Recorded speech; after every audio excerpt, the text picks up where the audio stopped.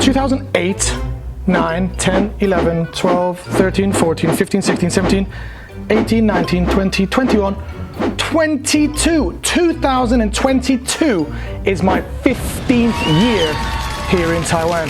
Oh my God. Time flies. Yes, I think it's fair to say that 15 years qualifies me as a long timer here in Taiwan, and inspired by today's video sponsor Skillshare, I have decided to take a look back over those 15 years and present some of the lessons I have learned about this awesome country that I had absolutely no idea about back in 2008 before arriving. Because, without being too rude or offensive, I actually knew very little about Taiwan before getting on the plane to come here. So as this was 2008 and the internet wasn't what it is today, I actually bought a guidebook on Taiwan, which is when I actually found out that the national language of Taiwan is Mandarin Chinese, often referred to as Guoyu by locals. Guoyu. Yep, believe it or not, until reading about it on the plane over here, I had no idea of the country's national language. A little bit embarrassing to mention here to thousands of people watching, but it's true. And ever since then, over the years of being here, I have picked up a basic level of Chinese. 够辣吗？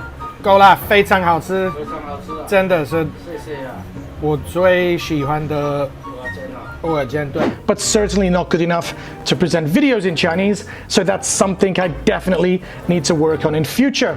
But also regarding the language here, I have also learned that not only Chinese is spoken here, of course, there's the beautiful language of Taiwanese. 地域划分 okay. So this is actually, it's kind of spoken more often by the older people, not to mention Hakanese. Hello, 你可唔可以斯文啲啊？所以你做你心里边的，买做买是哪里面？ And over a dozen Formosan Aboriginal languages, the most commonly spoken of which is the Ami language, with over 200,000 speakers in the country. So, although Chinese is the most common language here, it is very rare that you'll find a Taiwanese person that uses this language exclusively. Something else that has become more and more apparent to me over my decade and a half of being here is exactly how important Taiwan is to the modern world we all live in. Now, when I was growing up, the only thing Taiwan meant to me was being the place where a lot of my toys were made, and the Made in Taiwan moniker would often have connotations of cheap, almost disposable plastic products. But the Taiwanese economic miracle during the second half of the 20th century saw Taiwan's economy explode, mainly thanks to its technology sector, which, just to give you some numbers, saw Taiwanese companies producing 89% of the world's motherboards, 83% of the world's notebooks, and 41% of all the TFT LCD panels required for various technologies around the world. And that's before we even talk about the world-leading semiconductor production that basically keeps the world running in one way or another. And this is something that I had absolutely no idea about before coming here. And the more I make YouTube videos about Taiwan and the more topics I need to research, then the more I see how the world is almost overly dependent on Taiwan's technology industry in order to satiate the global population's thirst for better and better, more cutting-edge technology. Okay, now before we get to the next point, I want to quickly thank Skillshare for their support in sponsoring the channel and inspiring me to review what I have learned over the past 15 years. Because for those of you who don't know about Skillshare, it is an online learning community with thousands of inspiring classes for anyone who loves learning and wants to explore their creativity and learn some new skills. So whether you're looking for a full career change and want to learn some life-changing skills, or like me, you just wanted someone to teach you how to do a Rubik's Cube, then Skillshare is for you. Learning the Rubik's Cube was suggested to me as a way to de-stress, relax, and get rid of my anxiety. So when I saw that one of my favorite YouTubers, Mike Boyd, had uploaded a tutorial on the easiest way to solve the cube, I joined immediately, and I've found dozens of other skills that I want to explore in future. I'm actually planning to learn a new skill every month from Skillshare, Skillshare and would love your help and advice in what I should learn.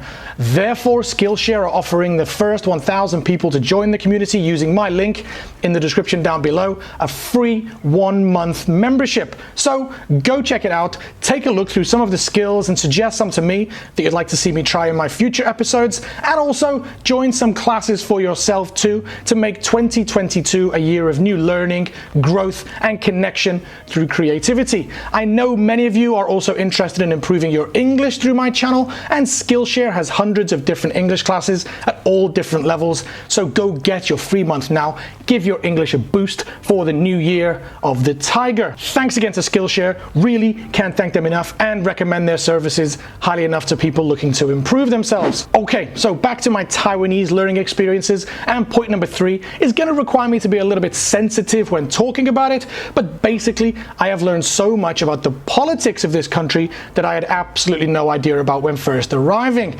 I know I'm in danger of making myself sound like an idiot before I arrived in Taiwan, but to be very honest to you, Taiwan just doesn't pop up very often in everyday news in the UK. So unless a Westerner has a specific interest in Taiwan, then it's unlikely to be a part of someone's general knowledge. So I had no idea where Taiwan was on the map, had no idea it was a democratic country, and also didn't know anything about this very difficult relationship with China. Now, however, after having run this channel for 5 years and reading much more, and to be fair, making some mistakes and misunderstandings, I now have a much better, but not perfect, understanding of the political situation here in Taiwan. And I now feel much more comfortable and confident when expressing my views in a political conversation. I'm not looking to get into a debate in the comment section about the politics by mentioning this in this video, but I do think it's important to just say a foreigner immigrating to a country should have at least some kind of understanding of the way that that country is being run and has been run in the past, and be able to accept different ways of thinking from other people in order to appear a little less ignorant to the country as a whole. I've certainly fallen short on this in the past, but I'm certainly trying to get better. The food! I cannot make a video about things I have learned about Taiwan without mentioning the food. Out of 300 videos I have made for this channel, I guess that at least half of them maybe have had some kind of food in them, and I feel like I have only scratched the surface of the culinary world available in Taiwan.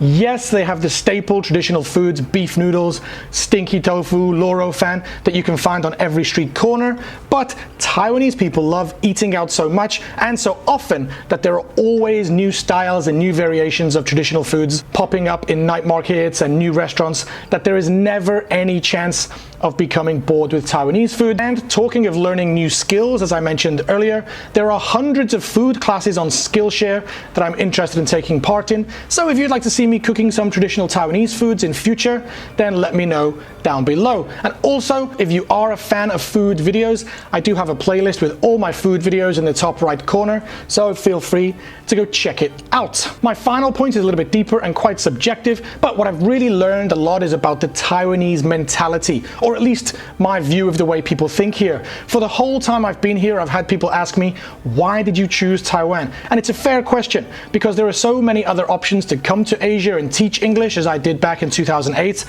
Korea, Japan, China, Thailand, Vietnam, amongst others. So Taiwanese people almost cannot believe that we choose Taiwan from all these other options. And I kind of understand why they might think so. Taiwan doesn't really have a pop culture reputation in the West compared to some other Asian countries.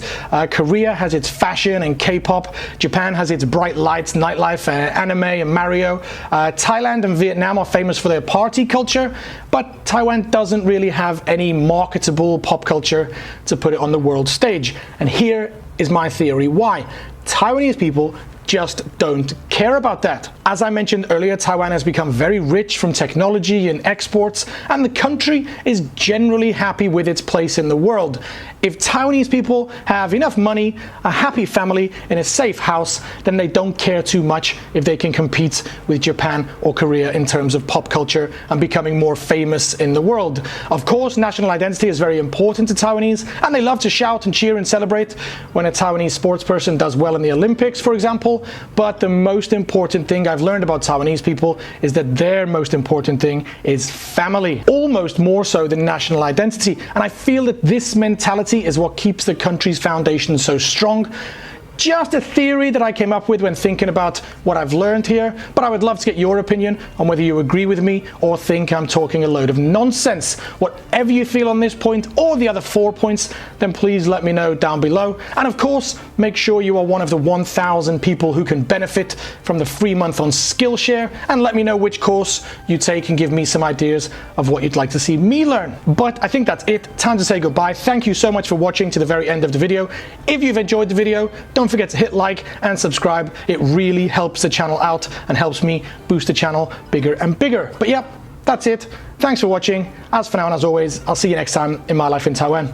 Peace. Bye-bye.